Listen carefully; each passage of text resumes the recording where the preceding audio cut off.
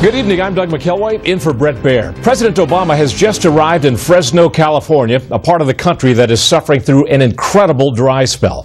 And while much of the eastern half of the nation endures the most ferocious winter in years, the president is linking much of the bad weather to theories about man-made global warming.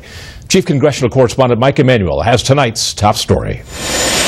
President Obama left the snowy East Coast for California to talk about global warming.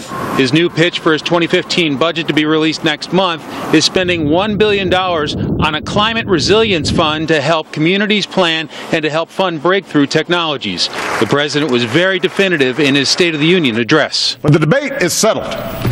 Climate change is a fact. Not everyone thinks it's that simple. California is dealing with severe drought conditions, which NASA satellite photos of the region from last January to this January help illustrate.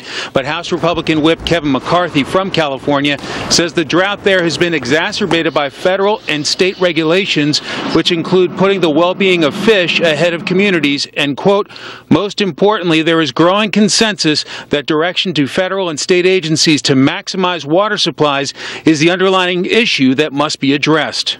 With a frigid and snowy winter across much of the country, the White House Office of Science and Technology didn't want the public to believe the issue was going away. If you've been hearing that extreme cold spells, like the one that we're having in the United States now, disproves global warming, don't believe it. Yet critics of Holdren say he is promoting zombie science and blaming everything on humans. That's a fancy way of saying there's no way to falsify man-made global warming claims, because record heat is proof of the theory, record cold is proof of the theory, drought, floods are proof of the theory, and blizzards now are proof of the theory. Yet the American people routinely rank global warming low on their list of priorities for the president and Congress.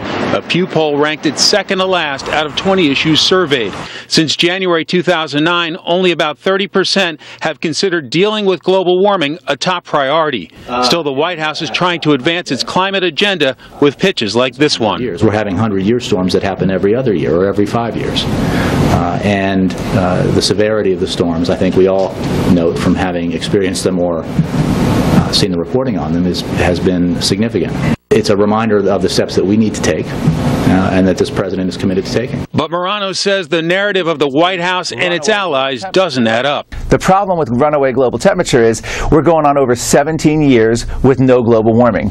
So he maintains that's why you hear the phrase climate change a lot more these days.